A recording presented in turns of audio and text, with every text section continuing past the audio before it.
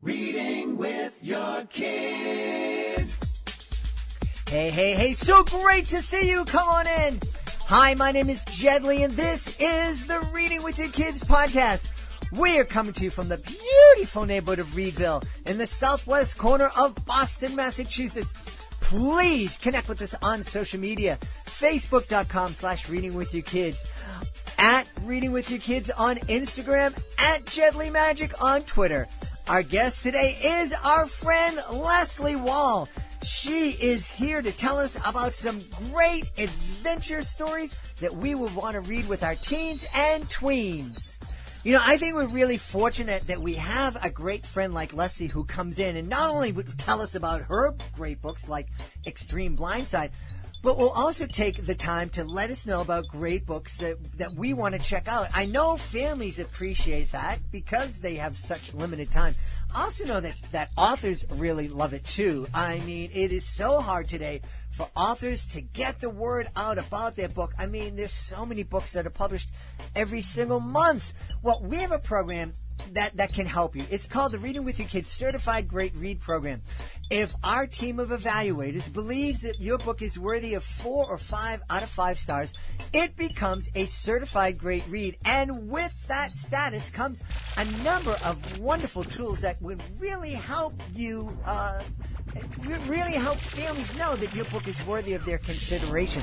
And this is especially helpful right now because so many of the traditional ways that authors have let people know about their books, school visits, book signings, library visits, they're not available to authors right now, and they're probably not going to be available to authors in the foreseeable future. If you're an author, take a minute to check it out. It might not be for you, but it might just be something that you're looking for. Go to our website, readingwithyourkids.com. Click on the Author Services button that you find at the top of the page. It'll tell you everything you need to know. You can also reach out to our author ambassador, Peggy Cotto, and you can reach her at peggy@jedlie.com. And, of course, Jedlie is spelled JEDLIE.com. Joining us right now from the beautiful state of Colorado, she is the author of Extreme Blindside. She is also a great friend to the podcast. Please welcome back to the show, Leslea Wahl. Leslea, how are you?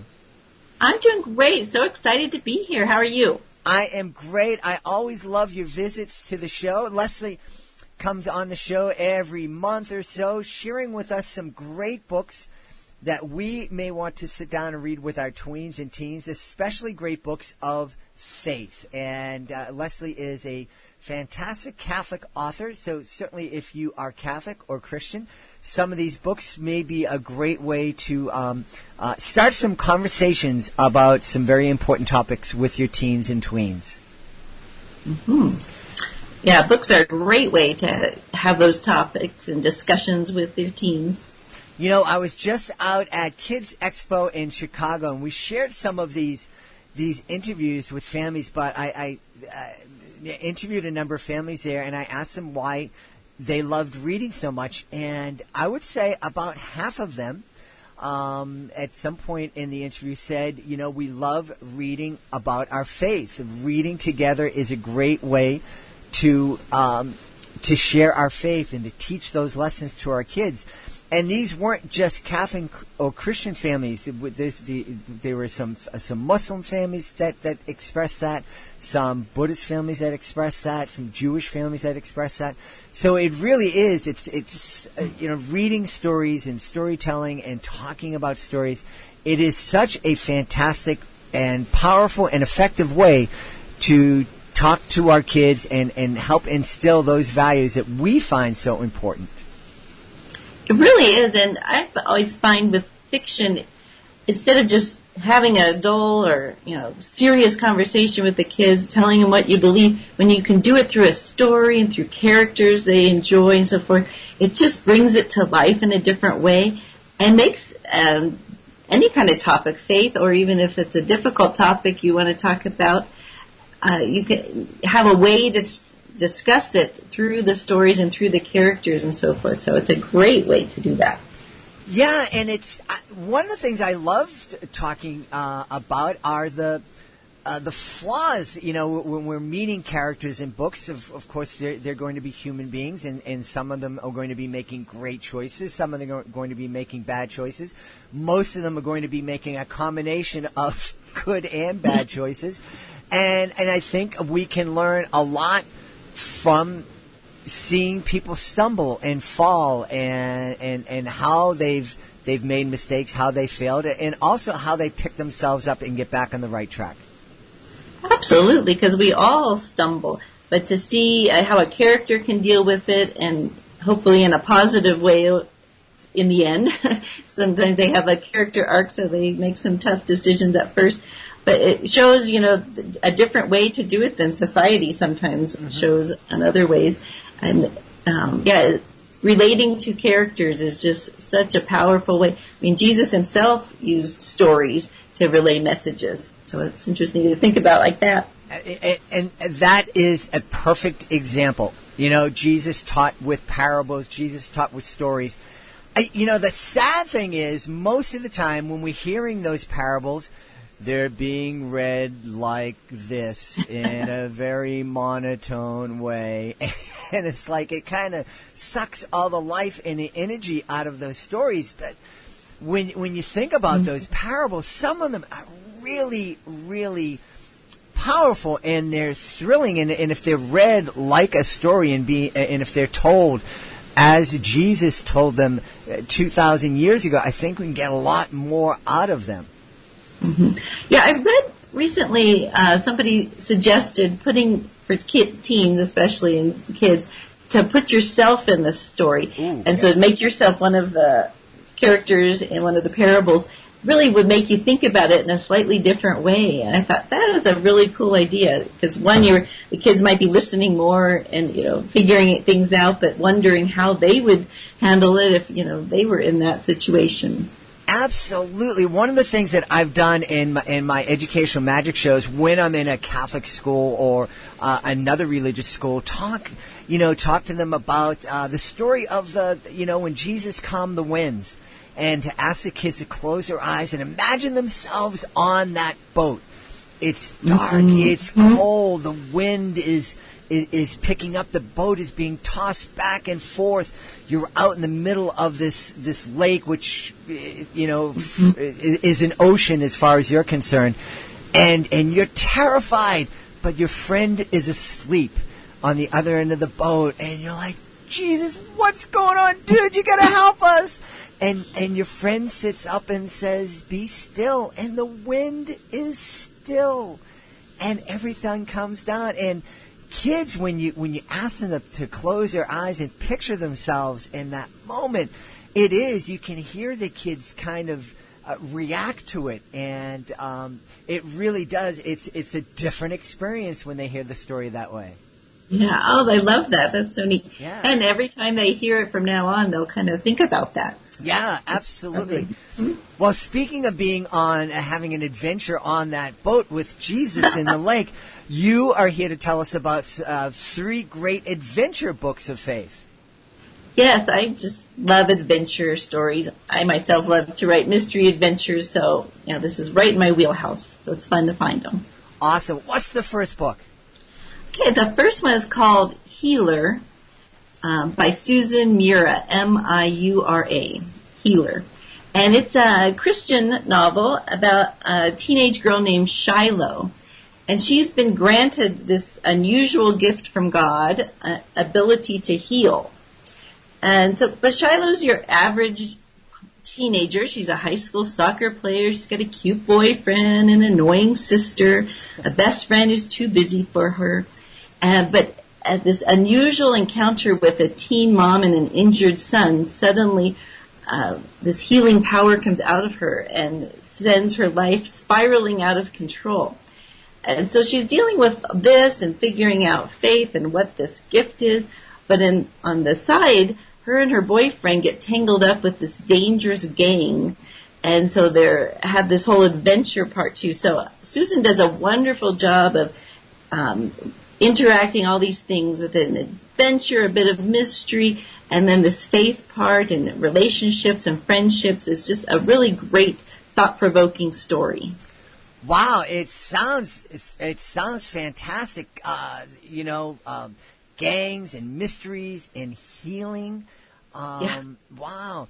And, as you were talking about that, I was thinking, what a great way to kind of start a conversation with our kids, not only about the that kind of amazing, miraculous healing power that Jesus had and that some folks have experienced, but just reminding our kids that we can help heal others with a kind word or a kind action, or in just simply including them in our activities at school. Absolutely, and I bring that up when I go to talk to students at schools, that we all have gifts and talents, and sometimes they're easy to see, like in this story, she has a healing gift, or if someone's an amazing teacher or speaker. But we all have the ability to relate to people through whatever activity we enjoy. We can say hi, we can just be kind. We all have that ability. Mm-hmm. Yeah. Please tell us about the next book on your list. The second one's called Evermore by Jody Headland. And she has a series, this is one of the first book in the Lost Princesses series. Now, I know the princesses, the guys might not think it's very exciting, but this is this medieval story, and it's very, there's so many great male characters too. It's really great. So the background of the story is that there is a beloved king and queen of this Mercia, which is it's a made-up country in the Middle Ages, I guess, medieval romance here, and they were overtaken and killed. But before they were able to send off their 3 little daughters to safety. Well, fast forward in the story, the oldest princess, Adelaide, discovers that she is one of these lost princesses. And so she has to figure out what that entails and how to fight for her people. And she's going to go search for her other 2 sisters. So this is the first in the series. We only get to meet her. The other 2 books are about the other sisters. But I'm really curious about what they do, because this character was very strong, and she had some brothers 2 brothers that she met, and they travel with her. So some great strong characters for the boys too.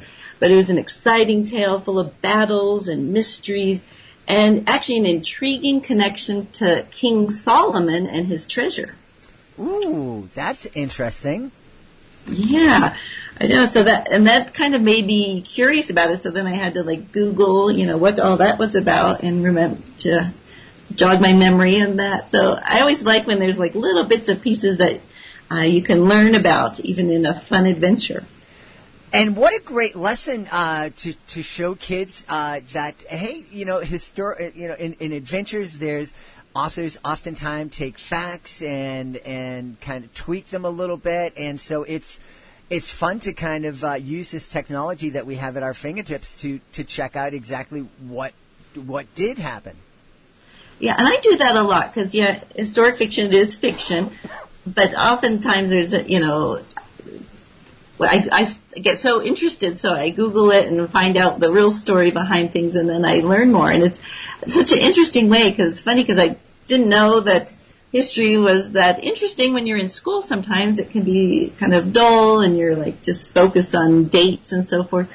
But when you can come at it at a different angle, it's so interesting and really comes to life.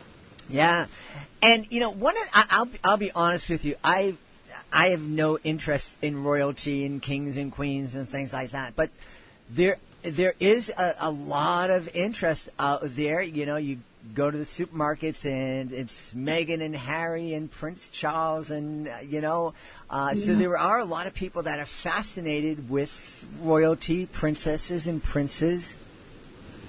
Yeah, it's kind of such an unusual thing, especially for us here in America, because we're not used to that. But you see these castles and palaces, pictures of things, and it's just such a unusual lifestyle. So I think it's kind of intriguing. Yeah, and so that is Evermore by Jody Headland, right? Jody, Jody that's Headland. right. Okay, what's the third book you're bringing to us today?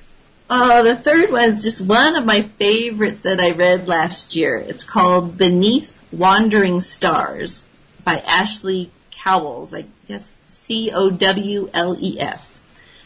And I was just blown away by this story. So this one is a contemporary story, and I just couldn't put it down. But it's a wonderful story actually about how to handle traumatic experiences and discovering who you are. So the story is about a 17-year-old girl named Gabriela Santiago, and she is an army brat. So her father is in the army, and she's living in Germany, where her father's stationed, and she just can't wait to graduate and get back to the United States and her friends and get far away from the military. But when her brother, who is a soldier as well, he's critically wounded, and suddenly her priorities change.